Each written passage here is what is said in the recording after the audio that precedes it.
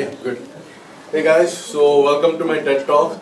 I won't take too much of your time. I know a few of you guys are hungry, so okay, let's get on with it. So my TED Talk is The Life of Roy, A Journey of Growth. So yeah, you can call me self-centered, narcissistic, okay fine, I am. But yeah, this is where my lesson starts. So throughout this storytelling, basically I'll have a bunch of AI generated images, badly Photoshop pictures like this to, help me go through my journey. So as you can see here, it's not Life of Pi, it's Life of Roy. There is no tiger involved. There is no getting lost in the sea. But there was a case where, I felt a bit lost in life, so maybe you can make a small comparison. Okay. Let's go to chapter 1, the beginning. This is me. Yeah. Okay, so I was born in India. I was born in Gleneagles Hospital. My weight was 2.5. Wait, you guys don't need to know that. Let's start from when I was in school. So that's where our story begins. So as a kid, I was, as you can see, chapter 2, a world of his own. As a kid, I wasn't the best academically. It was very hard for me to focus in class, and it always seemed like I was in a world of his own. So as you can see in this picture, whenever a teacher was giving lecture, not you Brenda by the way, I listened to you. So whenever a teacher was giving lectures or things like that, it was as if I was in a world of my own. I was having my own thoughts, I was thinking about, in this case, sports and things like that, and that caused me to get bad grades, make me get punishment left, right, center, always out of class, always holding my ears like this. And the same thing actually happened at home. This is actually my mom, and she's much more pretty in real life, so in case she sees this ever. So yeah, even when I was given instructions by my parents, don't do this, don't do that, I was in a world of my own, and I just never seemed to be able to focus. So these are the things which the world of my own had. I was really interested in animals as a kid, always seeing Animal Planet, National Geographic. I was very into sports, as you can see, this is my first. I was a bit fat, but I still won the 100 meters run, so good. And I was into music, I was into TV shows, and those are the things which just kept on going in my mind when, especially in school, when people were giving me lectures, people were talking, or even when friends were talking to me, I would be thinking about dinosaurs. So that was just it. Chapter 3, Picasso during math class. So whenever a teacher was probably teaching in class or things like that, instead of focusing on the subject, instead of focusing on what was actually being taught, I was mostly just doodling on my notebook, coloring books, and actually it wasn't good to do it in class, but it actually brought out a passion in art with me, and I just kept drawing on the side of the notebooks, back of the notebook, and in some cases even in my exam sheet. So there was a nice drawing of Tom and Jerry beside my name wherever the exam sheet was, so I did get really scolded for that. Yay. So next one, so like I mentioned, it was very hard for me to focus in school. My mind used to go into a world of my own. I used to draw in the middle of classes instead of focusing. And then there were these problems as well. Is it B or D? Or is it left or right? So the thing is, I was never able to, growing up or when I was in my early school days, I was not able to differentiate between the letter B and the letter D. So whenever I looked at the whiteboard or like on the screen, so dog became ball for me. Doll became ball for me. See, I still can't remember. Wow. Yeah. And same thing happened with left or right. I didn't know, so my parents would tell me, okay, this is how you come to school, turn right here, then take a left. I wouldn't remember. It wasn't actually my memory, I just couldn't know. So instead of that, I'd go like this. I would never know. So this was a continuous confusion I had, and especially with these letters, so it would affect my schoolwork a lot. Imagine, like you had to write an essay as a kid on a dog, and it starts off, today I want to talk about Bob. The teacher would be like, Bob? Who's Bob? So yeah, these are a few problems I had as well. So these are a few worksheets of mine. As you can see, handwriting is really good. Yeah, so the name of this chapter, chapter 5, is The Quick Brown Fox Jumps Over the Lazy Dog. As you can see, both letters are used here, B and D.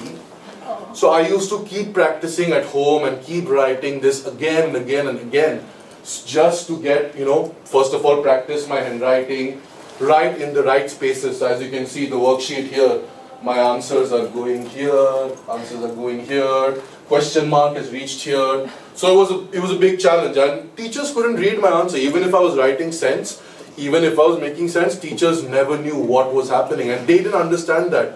At that point, they just thought I was being a bad student, I was being naughty, so I used to get scolded at. People used to laugh at me. So my mom actually came up with this: the quick brown fox jumps over the lazy dog. I don't know if she Googled it. Was there Google at that point? But anyways, yeah. So I kept writing this again and again just to get my handwriting straight, get the spellings right, differentiate between B and D. So yeah. But despite all these efforts, my grades did not change. So as you can see, it's a AI generated image of me sad. So with a big F here. Yeah, that's the only letter I knew. I didn't know B and D, I knew F because it kept coming on my head. Yeah.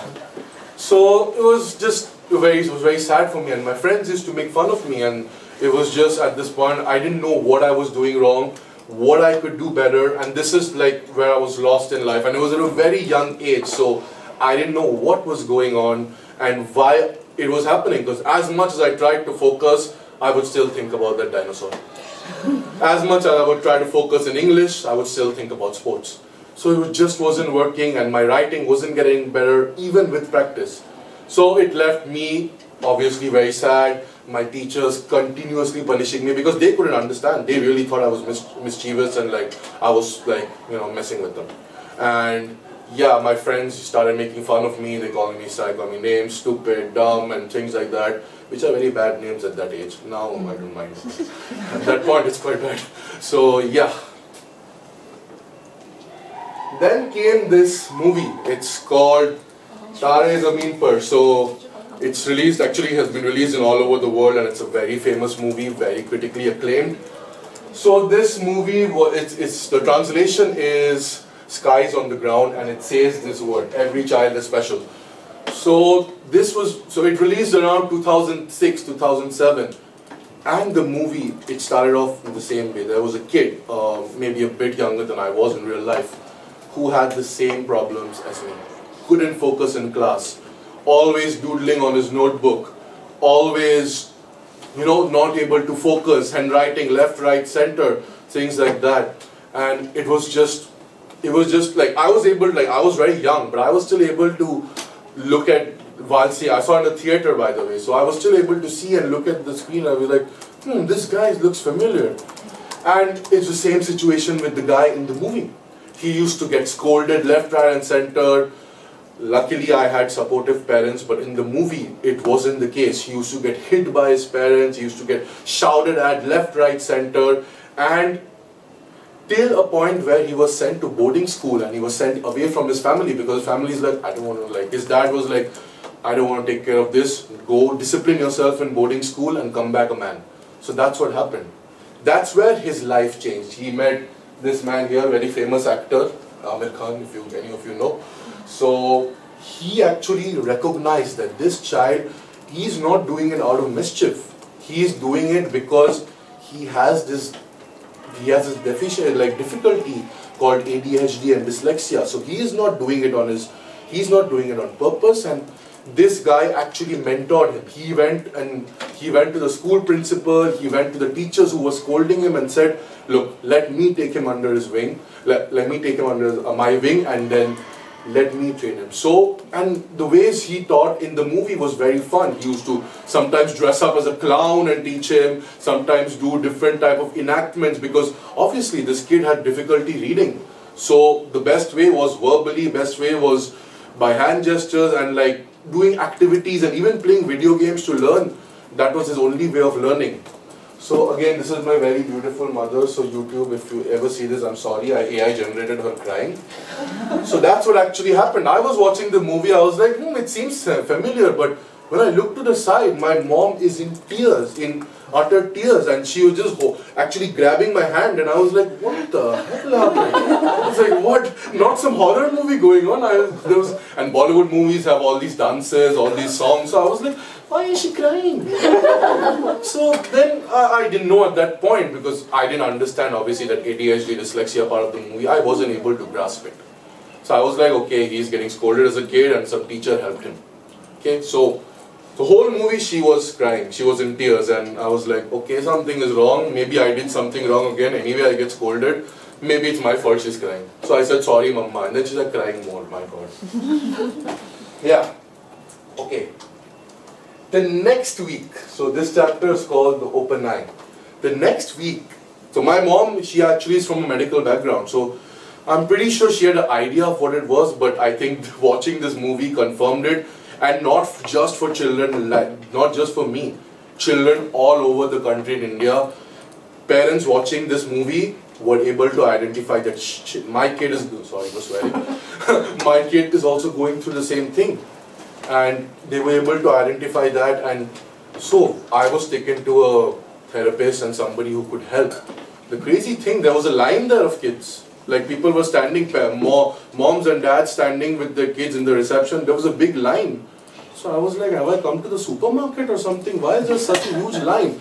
So that's the effect this movie actually had on kids in India and parents in India most especially the parents who couldn't identify what their child was going through and were just saying, he is mischievous, he is naughty, he is not doing his work. So obviously I got put under programs like this for a bit, which were very fun, so much more fun than school. I used to play video games, I used to play games which had ABCD over here, and I had to do matching, things like that, and it was very fun. And that's actually how I started learning. And I was able to, so I told you the three things I was, not really, like few things I was passionate about was sports, animals, and entertainment like movies, shows, music. So they taught me actually in that manner. They taught me using things I was passionate about, and that was the way I was learning. That was the way I learned ABCD, that was the way I learned multiplication. These were the ways they used. So moving forward, as you can see, there was a bit of improvement. Better than writing, please say yes. So yeah, so my handwriting, obviously from that picture which you saw at the first, where some words were here, some words were here, it made an improvement. I was able, so I made this project. So like I said, I was into animals, so I made this Save the Endangered Species, Save the Tiger project at grade 4, grade 5, and I submitted it and it got the best grade in the class. So my mom started crying again, this time out of happiness. Wow, first A star, very good, very good. So yeah, and in sports also, I was playing football, I was in the football school team, I was winning gold medals in athletics year after year, and I was basically able to use my difficulty, get over it, and also drive my passion for things and move forward with that. Instead of just dwelling on my difficulty and saying that I can't do this. I used my difficulties, I used my strengths in things I was passionate about, and I would like to say I'm still doing this till date. Next chapter, Back to the Future. Okay. Yeah, so Back to the Future, so now, I would say not future, present, but yeah, so right now I've come, I would say more or less overcome this challenge which I had as a kid. I am able to write well, I've worked about 4 corporate jobs in different industries, but it has also not been easy. So just because I've overcome this doesn't mean there aren't like flashbacks or like some things which happen even at work, even at school. Some things I will always have to fight with. So let me show you again, Back to the Future. So some things are like, sometimes I still get distracted, not in your class, I love your class. So yeah, so sometimes I still get distracted, sometimes I'm not able to, like, especially you guys take the Monday class, right, where there are a lot of readings. Reading that is a pain for me, so I have to keep reading the same line again and again and again and again. So if you guys take 4 hours to read the whole thing, I might take 8. So these difficulties are there. So how I overcome these difficulties, basically, Dear Diary. And now this Dear Diary isn't how I write my feelings or anything. This Dear Diary is actually an organization chart for me. So every day I wake up, I have, you people have gone to army, you must know routine order. So I have a routine order, what I do in the morning, what I start, what time enhance, and basically how I plan my stuff, especially when I'm working. So that's something which I keep doing. Sometimes I don't follow it, sometimes I cheat, but it's okay. Yeah, then next is notes, notes and more notes. I write a lot because this is again to make sure my writing doesn't end up badly, and I also helps me remember stuff, and I keep practicing the writing. So I keep writing notes. Even for your class I have a lot of notes if you want to see. Then next one is don't be shy, keep yapping. So you guys know I talk a lot, right? So I keep talking, and that just also makes me more confident in myself and also makes me speak better. And number one, stay passionate and keep scoring. So I again stick to my passion and drive through and push through. Okay. Wrong keyboard. Next one, and this is the end of it, sorry, won't take more of your time.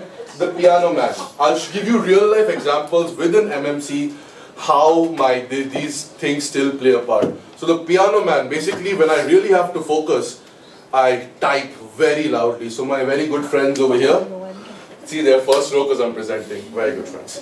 So they were actually saying, why are you typing so loudly? Why? It's like you're playing the piano. So actually I don't play the piano, this is just a reference for piano man. And second, I still doodle, so this is from Monday class, I'm from Charles Leclerc.